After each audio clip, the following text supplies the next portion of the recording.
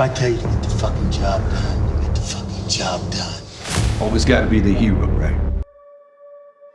Wallop, Joey, fast.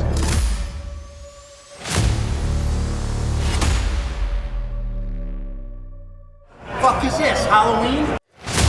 Yes, sir. I like to think I'm helping my city. I don't know.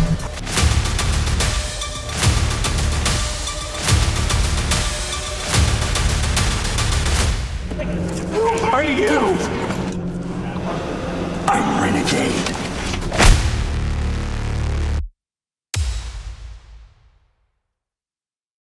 Hello, everybody, and welcome back to another episode of Podcast of Traveling Actors. My name is Brandon Wall, and we have a very special guest today. I will let him introduce himself.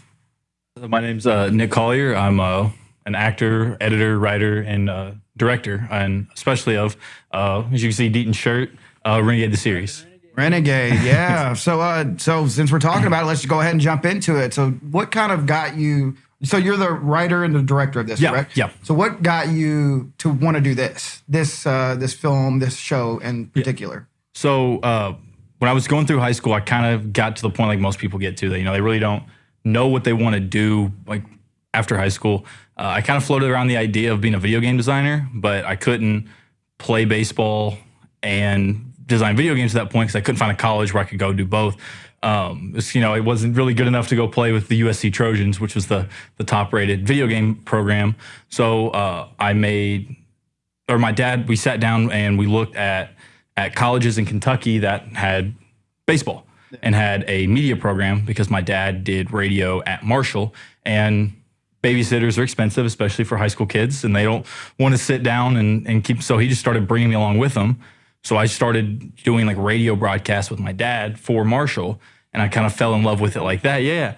And so I got to be on, I did pregame for like 2 years for Marshall football through the student radio. I worked as an associate producer for the basketball games that he did. And then I think I did one baseball game. And he wanted me to get on the air for the baseball game. I said, nah, I'm not, that's not me. But so at that point, I got to the point, I was like, okay, I want to do media. And we sat down and we typed into Google schools in Kentucky with baseball and media. And Asbury was like Alice Lloyd and then Asbury. And so they were in NAIA at the time. And so the recruiting regulations are a lot different for them. They actually had a recruit me page. So literally I typed in my information and I sent it to them and they emailed me and said, hey, come try out, essentially. So we set up a visit and all that. And I went and tried out. I say try out. I went and worked out with the baseball team. And then I think we did the workout first. And then I get kind of like a brief campus tour, not a whole lot. And then my second visit, because I took 3 visits. So my second visit is when I actually got to do like the tour with Dr. Owens, who's the dean of the media department there, who's a fantastic guy. I love him to death. But so he took us through the entire media building and, all the back areas, talked about some class. We sat in on a couple classes. And that's kind of like when I really started to, I kind of fall in love with, the art of filmmaking and a lot of more stuff like that, which once I got into the program, it made a lot more sense. Because growing up, I always found the behind-the-scenes extras on like movies and like DVDs. I always found that just as interesting as the movies themselves. I love watching background actors. I really do. Yeah. I eat that stuff up. I don't know. There's something about just watching a background actor. Mm-hmm. There's one guy specific that has done numerous backgrounds, and that apparently they're starting to do now where they're doing like an award for like best background actor. Yeah. Really? Yeah. But he's in like you can look him up. He's in like 1,000 movies, and it's just he's the same guy just doing different things. It is so cool. But yeah, continue. Yeah. So going through through schooling and kind of getting more and more into filmmaking and like looking back on it, it should have been a no-brainer because like I said, I really enjoyed learning about how they would make movies growing up. Like one of the ones I can remember like the most like vividly was How the Grinch Stole Christmas. Jim Carrey's The Grinch. I remember like learning about all the different makeup processes and the usage of green screen, and the other one was Revenge of the Sith, like learning how they would build. I mean, that literally was just in front of a green wall, most of it. Yeah. So it was really that kind For of. me, it really was definitely Star Wars. They had so much bonus content. They literally yeah. had like a DVD's worth of bonus content. Yeah. Like that was crazy. And so then we were the original start for Renegade. I was sitting in a hotel lobby on a road. We were on a road series for baseball, and all the guys all the other guys, they were watching a horror movie. I forget what it was, but I was like, not really my thing. So I went down the lobby and I just like started writing, and I was like, okay, I'm gonna create my own character from here, and that's what I ended up doing. I ended up creating this before. I think it was in just like a general like film class, so we were kind of learning how to write and stuff like that. So I just pulled up Final Draft on my computer and just started kind of just basically puking all over the page, just get words down. And so the original idea for Renegade was that he was this hero who he was a huge nerd. He worked at a comic book store and he saw the correlations in his world that crossed with comics, and he used the comics to like solve the crime. So he was like a detective that used comics. The problem is that it's incredibly difficult to show on screen. That's true. So that whole idea got scrapped when we restarted and did this. But truth be told, I like this newer version a little bit better. It's a lot more unique. That's awesome, man. So let's kind of backtrack. So so have you ever acted in anything outside of so are you mainly an actor or a director or producer? So I'm mainly, I would consider myself, the three things I really like to do are direct, write, and I like to work camera. I love, especially Steadicam. That's my, gotcha. like, yeah. So what is like your favorite, like what is your avenue of like, this is what I want to do for the rest of my life? If you could pick one of those things. But you've also acted too. Like I do just act did as Night well. Owls, so Yeah. Man, because I teach as well. And, yeah. So, and I've had my students ask me this, and they're like, oh, if you could do if you could do anything that you want, and I'm like, oh, well, I've already worked the Olympics, so I can't say that, and that always throws them off. Like, you worked for the Olympics? I'm like, yeah, I worked with golf in Tokyo. They're like, you were in Tokyo? I go, it's a different story, man. They always told us I would love to work Steadicam for NFL, especially for the Patriots. Oh, that'd be really cool. Yeah, that'd be really cool. Yeah, my dad, he teaches at the high school that I went to now, and so I get to be his guinea pig for a lot of stuff. So his school kind of just like, they're like, hey, what do you need? And he's like, okay, can we get this? He goes, yeah, we can make that work. Yeah. So he ended up getting a Steadicam rig. And so he brought me down. Oh, that's cool. Yeah, so he was asking me some questions and stuff like, hey, what, does this look okay? And I'm like, yeah, it looks great. And he goes, you want to come down and run it? And I said, when do you need me to be down there again? Yeah. And so I run up there and I got to run it I've run it for 2 games now. That's awesome. Yeah, so I've gotten to run around his students. They think it's funny because I'll be at one end and so they were playing LCA. So it's Raceland is where I went to school. Yeah. And they were hosting LCA, and they have this running back, and he's going to EKU, and dude's legit. He can run. And I think they're at the opposite 40, and I'm just kind of casually walking, and this dude busts through a hole, and he's gone. And so I'm at the opposite, or I'm like at the 50. So I've got a 10-yard head start, but he's full speed. So I'm running down the sideline in full Steadicam, just like, I've got to get the shot, trying to get to the end zone with this guy. So everyone on the headset was laughing because they're all like watching me, like in the background of the wide shot. Like, in but the did you get the Steadicam. shot, though? I did get the shot. Yeah, I did get the shot. That was the important That's thing. all that matters. What do they say? It's all about the shot, no matter what you have to do for it. So that's awesome. So take me through the Renegade process as far as like so when you did your pre-production and stuff, like what was the most difficult thing? Because is this your first like show or movie or film that you've actually directed and DP'd and wrote? So actually, no. This is the second. Oh, okay. Yeah, this is the second like series that I've done. Oh, okay. So the first series I did was I consider it my final project at Asbury. So it's called Battle for Star City. So I'm obviously a huge comic book guy, and Batman is my favorite superhero. And I know it's kind of a cop-out answer, but I always grew up. But yeah, I grew up with Batman. That was my guy. And so I was like, all right, I want to make a Batman film. Like I'd written like a short Batman script at the start of school and never made it into anything because it was awful. And so it just kind of one of those things that got put in the shredder. And it's like, all right, we just forget about that one. But I don't know if you know how expensive bat suits are. No, They're incredibly expensive. I would assume so for sure. Yeah, they're incredibly expensive. So I was like, okay, I'm in no position to pay like $2,000 for a bat suit to do a short film. So, but I was in the middle of rewatching Arrow on the CW. And so I was like, okay, this is like, I love Stephen Amell's interpretation of the character. It's kind of, people make the joke that that's Batman. Like they just took Batman and just made him Green Arrow, which but it was cool, and it was in the jacket. So I was going to Comic-Con that year, and I was like, oh, cool, I can get this jacket off eBay for like $60. So like I already had the jacket, and I was like, well, it's like I have a bow and arrow, I have a jacket, I have friends who are also nerds, and so I started writing, and I ended up writing a 5-part series that's based around Green Arrow. So we took the Death in the Family storyline, and so Red Hood was our main villain. And instead of coming back and being mad just at Batman for letting him die, he's mad at the entire Justice League. So because, Superman, he can hear anything. He can be there in the blink of an eye. The Flash has super speed. He should be able to get there. Wonder Woman is Wonder Woman. And so he's slowly and meticulously killing all the members of the Justice League as payment for letting him die. So it's a very different take on Red Hood. Yeah, that's really cool. So it was very different. It was really cool to explore that side of Red Hood, to like truly make him evil and not just an anti-hero. But we had a lot of fun with that. I had a lot of sleepless nights because a lot of that stuff it had to be all overnights.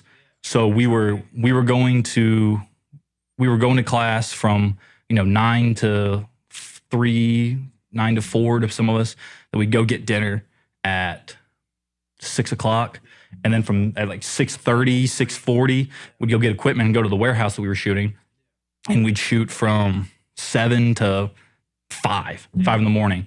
You would go take a 1-hour nap and then you go back to class. That's crazy. And so we did that, I think, 4 nights in a row. That's wild. I think I got through the bulk of that. I think there was a night where I got 3 hours of sleep through 3 days because we were taking 1-hour naps. That's crazy. You were doing stunts and stuff there too. Yeah, I was doing everything. I got slammed through a table, got thrown through a door. Nice. Like all on like no sleep. It was really no sleep. Yeah, it was awesome. It's bad, but on no sleep, it's worse. I Wakes promise. you up real quick. Yeah. Oh, I felt great.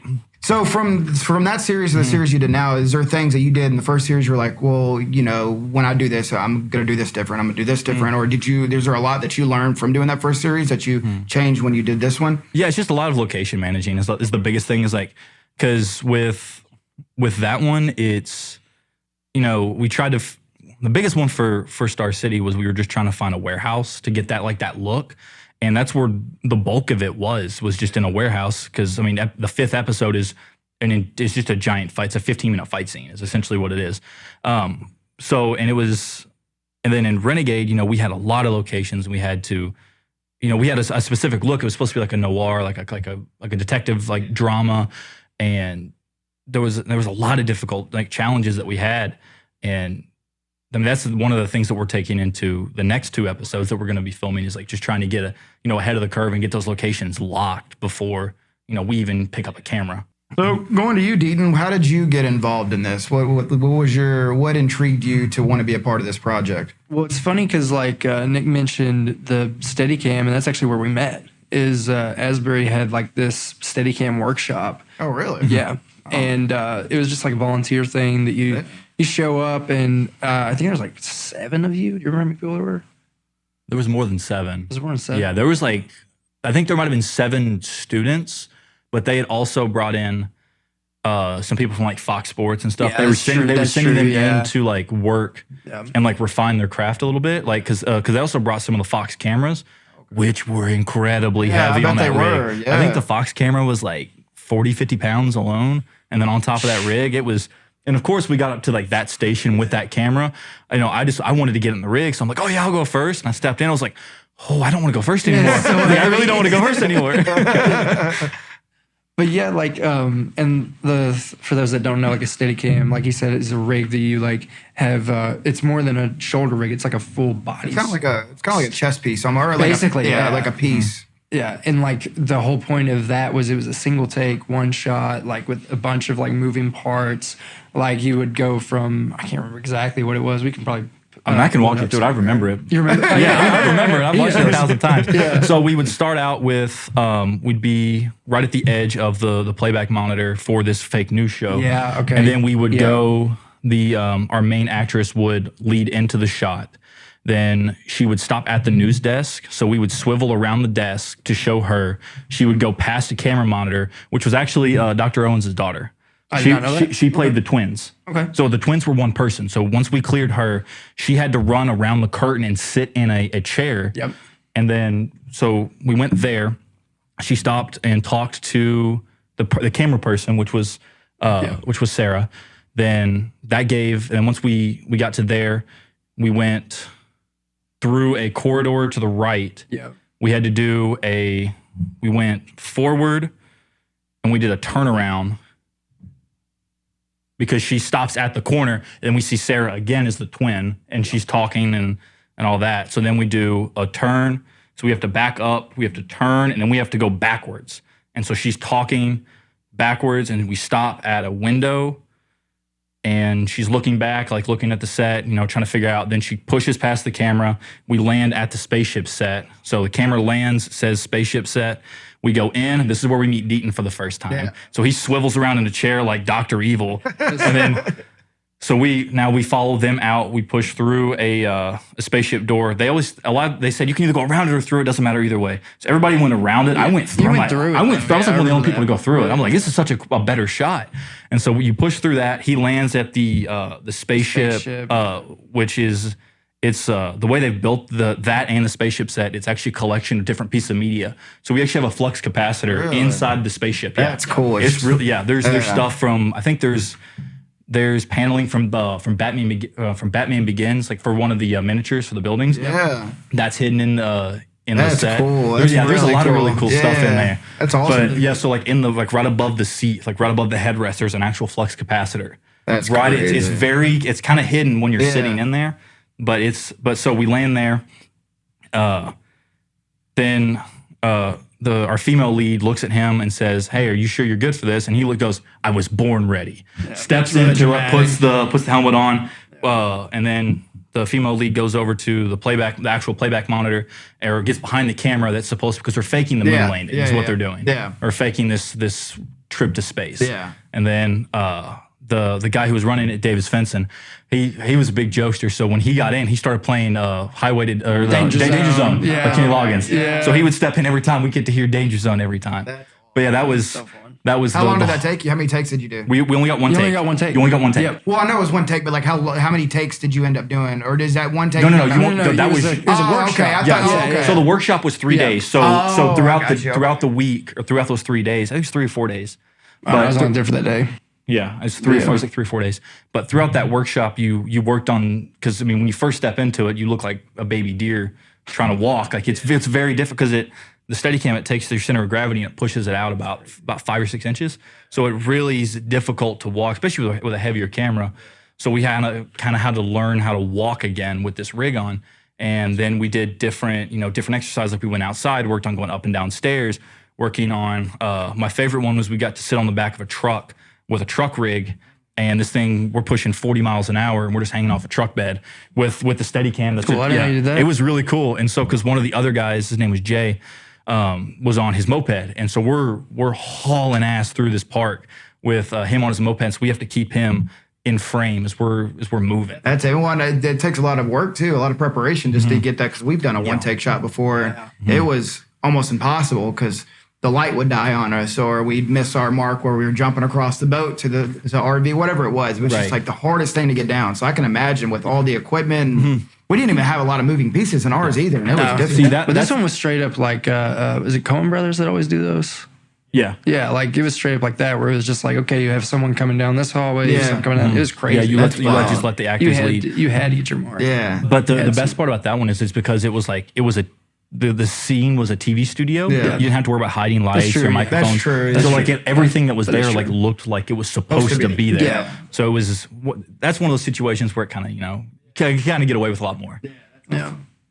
But the crazy thing, like just to continue what we were saying, after that Steadicam workshop, there was a short film that we worked on. I forget what it was called. So the book. The book, yeah.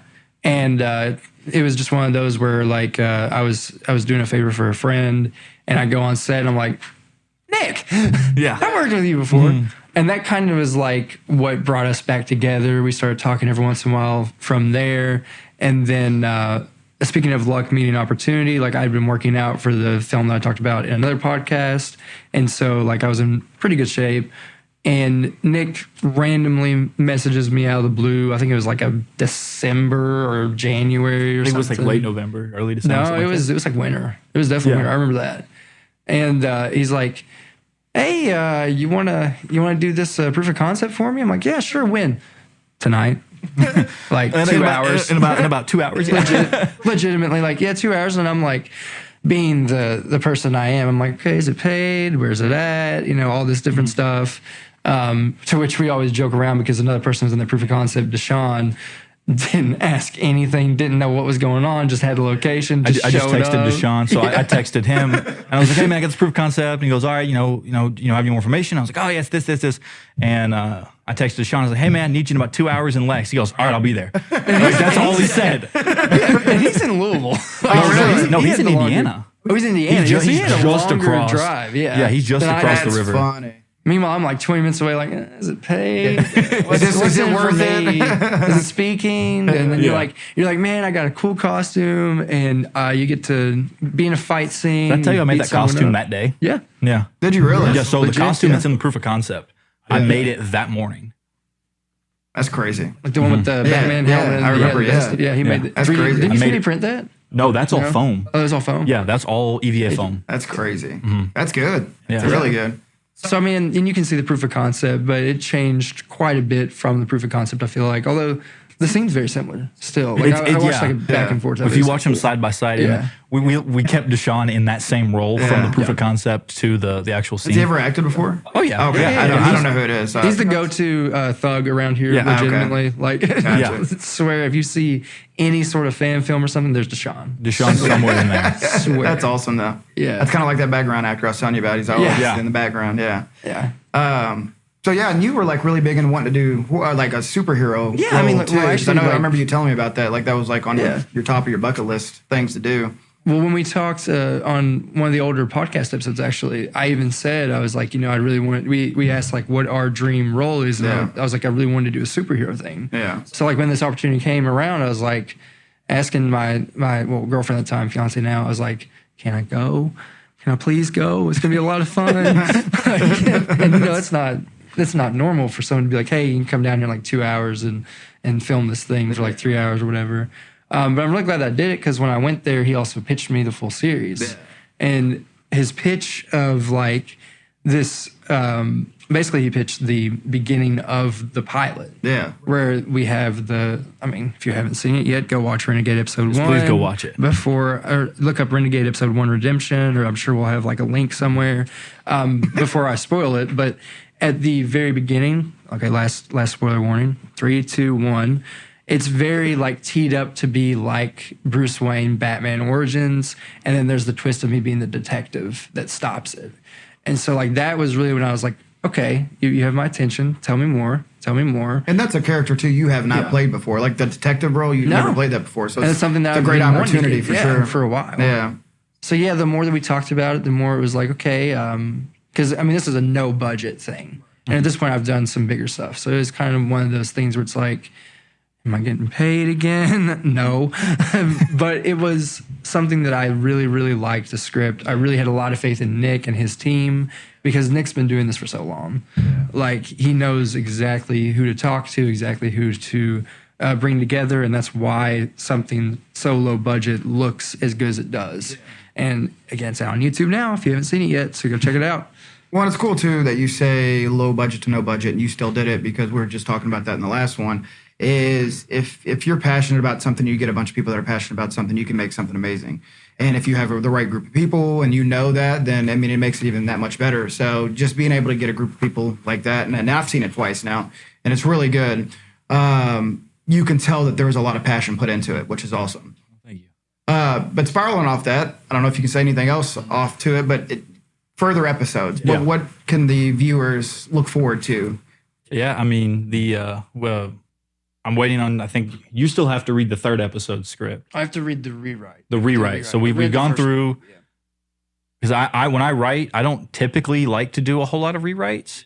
Like I'll do maybe 1 or 2 passes on it, but I don't like to do like some screenwriters will do like 8, 9, 10 passes, which for some people is typical. But like when I write, I'll put in like specific music. Like I'll write to like music and stuff like that. So like the stuff that I do write down is it's so like not so chaotic, but it's like I said, kind of like it's just I'm puking on the page. I have to just get everything down and then I'll go back in and I'll clean it up later. So, but it's so meticulously written for the sake of my mind is in one track and like it goes here, here, here. And my wife gets on to me and I'm like I was writing episode 2 and I was like, hey, I'm gonna go into the garage and I'm gonna go write.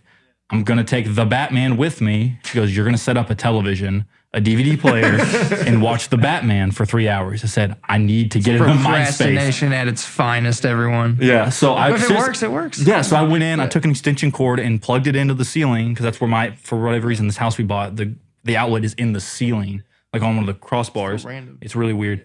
So I plugged in an extension cord, ran it into my garage, plugged in a TV, a DVD player, and put in the Batman and watched the Batman on like 720p on this television, just so I had it in the background so I could get in like the right mind space. Yeah. That's really cool. But then, so episode 2 is a continuation of, there's like a slight time jump, like maybe like a week or so. There's a slight time jump. And then we go to episode 3, which is completely different. So now this is going to be the origin of our main villain, Silverclaw. So you're going to get to kind of learn a little bit more about her and kind of like what she's been through and, you know, kind of get us caught back up and, you know, really, and there's some cool stuff that happens in episode 2. It really makes episode 3 a little bit more kind of meaningful. Yeah. So there's a lot of really cool twists and turns we've got planned. That's awesome. That's exciting. And I like personally just like I hopped on board as an executive producer now too because I see a lot of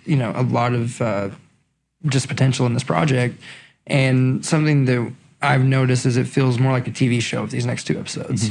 You know what I mean? Like, I mean, obviously, and this is my problem with pretty much any origin story. I mean, you have to get the origin story out of the way, but then once you get that out of the way, now you can get to like the meat and potatoes. And it opens really up dive for into it. a lot more things to do as well. Yeah. You can it's a spiral effect after that, which is awesome. So this is so you did essentially 2 series for 2 superheroes. Yeah.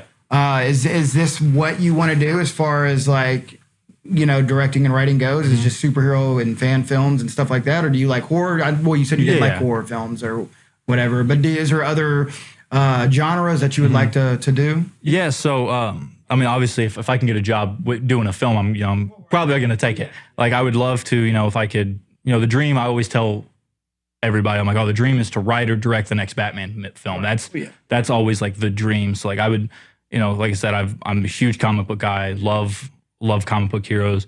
You know, I would love to stay in the comic book genre, and if I, you know, as long as I possibly can. The problem is that doing it independently, there's not really money in that, so you kind of have to kind of bounce outside of that a little bit. I've done a lot of sports documentaries too. Those are fun. I love doing action shorts. So, and I have done a couple rom-coms, which was the book, which is actually we never released it. But that was a romantic comedy, and I did one in college with 2 of the actors, or our lead actress and actor was actually our Black Canary in Red Hood for Battle for Star City. So we all got to kind of stay together for that one. So I've done 2 romantic comedies, 2 sports docs, 3 sports docs, a 4th if you count the one I never released because the audio was really bad. 4 sports docs, 2 superhero series, and a Partridge in a Pear Tree. That's awesome. Yeah, man. That's a lot of work too. That's cool.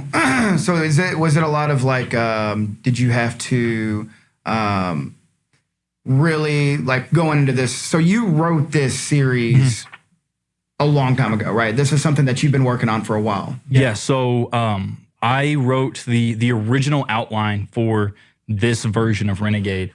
I wrote. I was in my hotel in Tokyo. We had to go undergo what was called soft quarantine over there. So the first 2 weeks we got there, we were only allowed to go to work, our hotel, and this little convenience store that was like right around the corner. So we could get food. That was the only place we were allowed to go. So I mean, I was stuck in my room. Like we couldn't even go like in each other's rooms. Like that's we, crazy. We were not allowed out of our rooms at all. Like This is like the height of COVID. yeah, this was right at the height of COVID. Like Japan was like terrified. That's crazy. Like I had to take my temperature like every day. I don't think it was the temperature, but I had to spit in a tube every day. Yeah. And then I had to send that off to labs, and they had to make sure I wasn't, you know, COVID positive. Yeah. So there was up until the point once we got released, So me and Jay Wade, we actually walked 12 miles the day we were released. So because we went to Shibuya and just started walking around into shops and it was awesome. But so the original, because I learned from the original Renegade going into using that into Battle for Star City.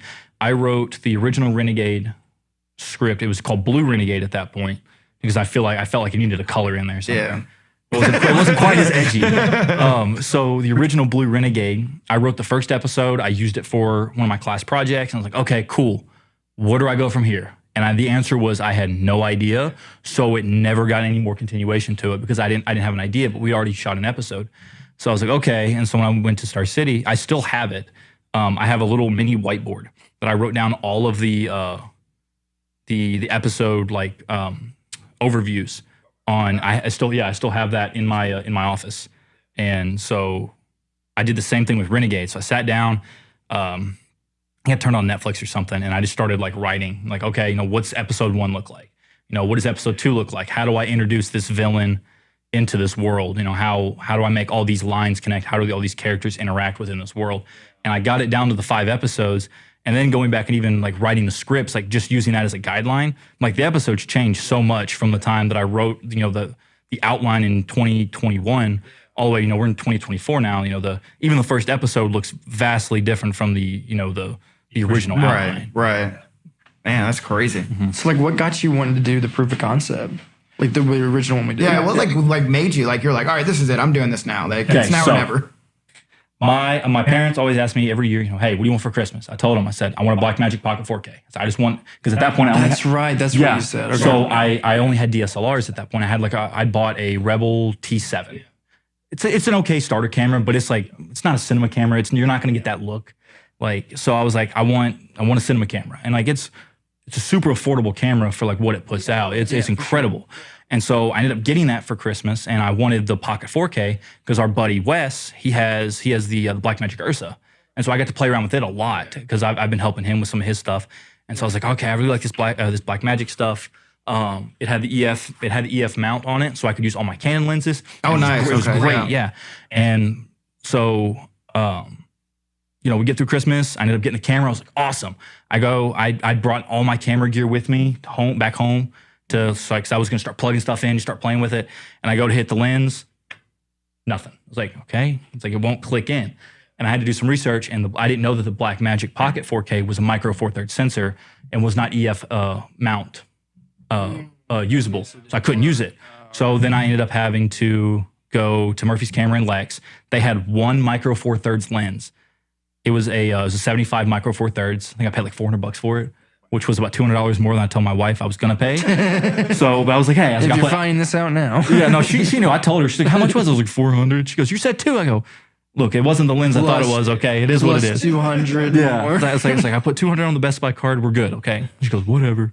So but I had the camera. That was on. I remember the dates because I got the camera on the 23rd. Right. I texted you on the 26th. Because I made the costume. December, right? Yes, it was the day after Christmas. Yeah, that's what I thought. And because I'd actually shot a film with my wife on the 25th, we shot a little short kind of. It was like oh my gosh, my brain's not working. Like a Western game night. So you showed me that one. Yeah. So what the film or what my wife and I did for Christmas that year is that we got ourselves some smaller gifts, which we do a lot.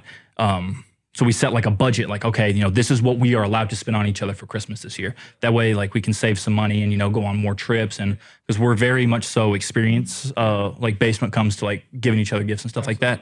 But so for Christmas, you say, okay, we're going to $60 this year where you can only spend $60 on Christmas for each other. And so I went to Target and their board games were buy one, get two, half off or buy two, get one free. I was like, perfect. She loves board games. And so I was like, all right, I'm just gonna get her a bunch of board games. So I got her 6 board games for $40. Wow. And so it gave me a chance to get her some other smaller stuff too. And one of the games I got, it was kind of for me.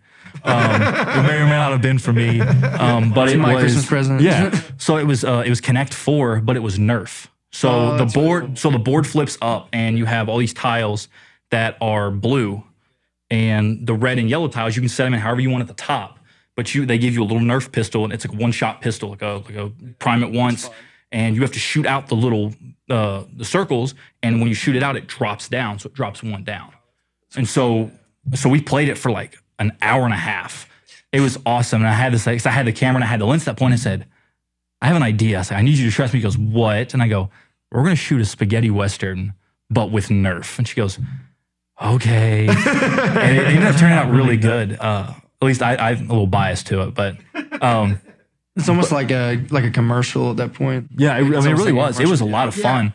And then, so that was on the 25th. On the 26th, I was like, excuse me, I was sitting at the house and I go, okay, I have a camera, I have a lens, okay, I have the time. And so I had extra foam in my office, and I sat down and was like, okay, let me sketch this, because I already had the character sketch done. Like I'd already sketched when I did that in Japan too. So I'd sketched out all these character designs, and I was like, okay, let me see what I can make that like is similar to what I have. And so I just started putting stuff together. I think I put that chess piece together for like $50. Yeah, just put it together, $50, put it together. So and good like, too. Rolling Gabbard right there. Yeah.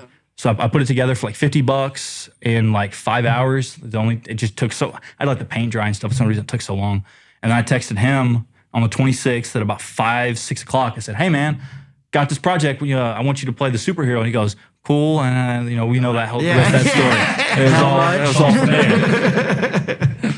But yeah, that's kind of like the whole process of that. Mm-hmm. So cool. Yeah, I forgot that it was because you wanted to test out the Blackmagic. I literally just wanted to do a screen test just to see how that camera worked.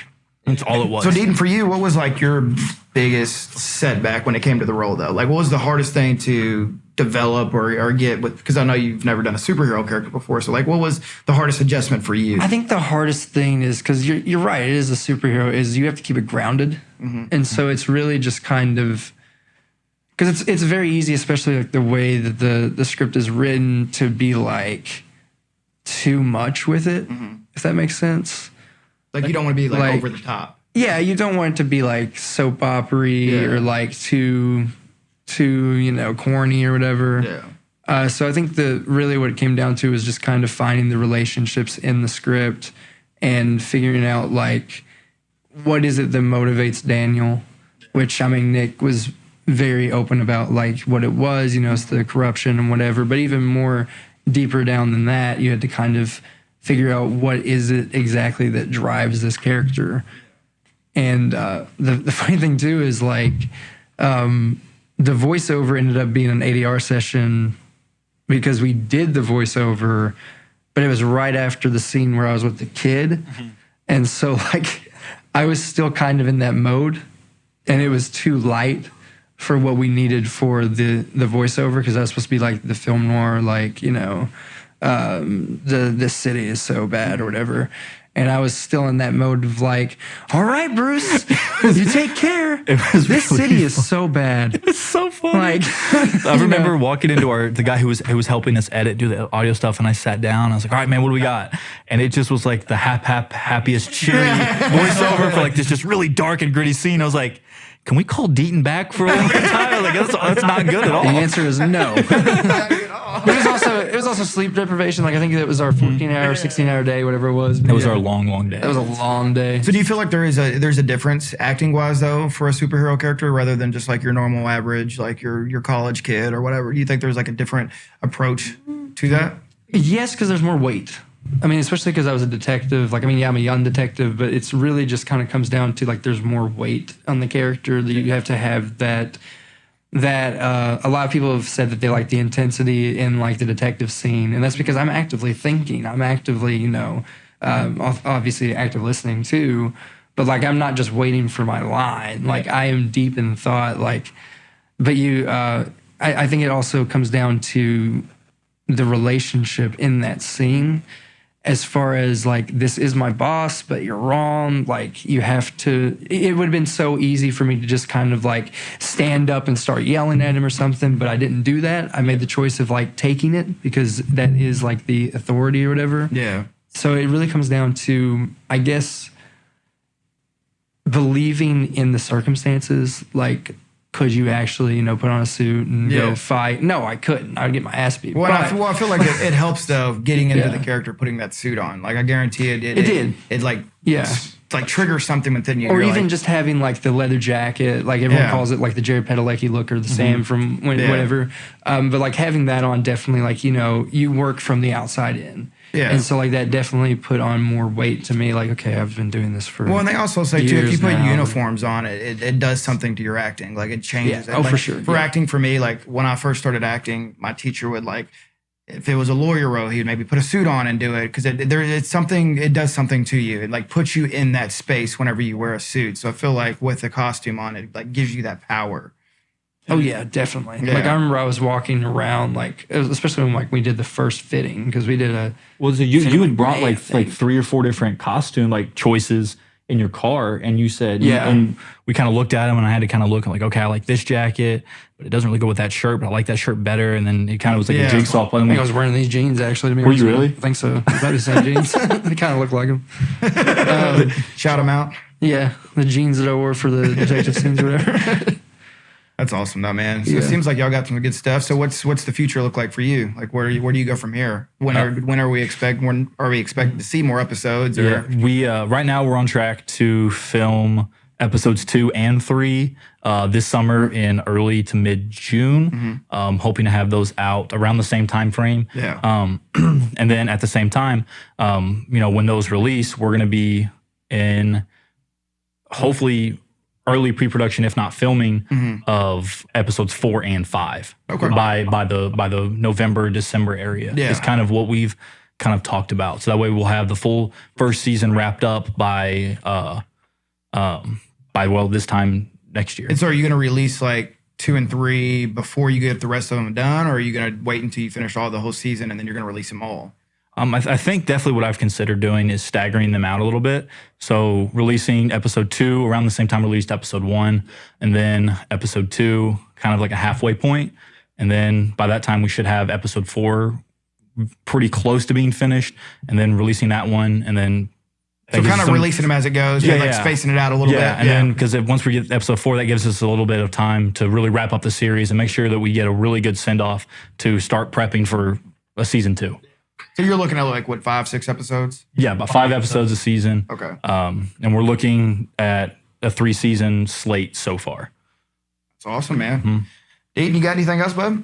Yeah, I just wanted to kind of, because by the time this comes out, we can't talk about this. So we have a booth at LexCon in March. Oh, nice, It's nice. March 7th through the 10th. Yeah, March 7th through the 10th. So come out and see us if you want to. I'm going to be in the costume. If you want to get a photo op or whatever, we can do that. We'll have pre-orders for our merch. Like, we've got shirts. They look different than this, don't Yeah, they? they're- They look these- more like this. So these were part of the Kickstarter campaign. These were for Okay, for gotcha. donors. Gotcha. The ones we'll have at the booth, it's just the Renegade logo. So it's just the logo, and it has Renegade Okay. across it. I Yeah. actually have seen it. I know exactly what you're talking about. And it's on our website too. Yeah. We've got posters, we've got stickers, little I think. stickers. Right now, we're gonna eventually. I know a lot of people want like sweatshirts and stuff, so we're looking at other options too for what we Yeah. can do merch wise. Yeah, because I like that sweatshirt you got on a lot. Yeah, I want one too. I want one so A lot, bad. yeah. I'm like, I've been looking especially at it the whole time. I hadn't even been staring at it. I'm just looking at the hoodie. just looking at the Renegade Films logo. the entire time. What are we talking about again? And then one of the biggest announcements we can make, and I can just cut this if we end up not being able to, is Kevin Porter is coming on board for the next couple of episodes. And for those that don't know, that is Batman from Bat in the Sun, among 1,000 other things. Nick actually worked with him on a short film called Night Owls as a Batman fan film and made a really good connection there. So he's interested in being on Renegade. Yeah, we're really That's excited about that's that one. Yeah. that's awesome. Nice. All right, well, y'all want to plug in the Facebook page and the YouTube channel? Yeah, I'm sure we'll have a link somewhere too. Yeah. But we've got Instagram, Facebook, and YouTube are all pretty much the same. Renegade Films. Easiest way to find the actual episode is just type in Renegade Episode 1 Redemption on YouTube. It's like the 3rd or 4th link, and you'll see this Literally poster. look Actually, like that, literally yeah. like this poster's on there. And or you can go to like my Facebook, Deaton Gabbard, and you can find all of my links to things that are out right now from there. The store link should be there too, right? I think the store link is it's on my personal website, but the link is on our Renegade Films stuff as well. Okay. Awesome. Well, if you haven't already seen it, go check it out. I promise you it's a great watch. I've already watched it twice. And thanks, man, for coming out, man. We really appreciate Thanks you, for brother. coming out, No, thanks for having me. It's a lot of fun. Yeah, absolutely. Until next time. Until next time.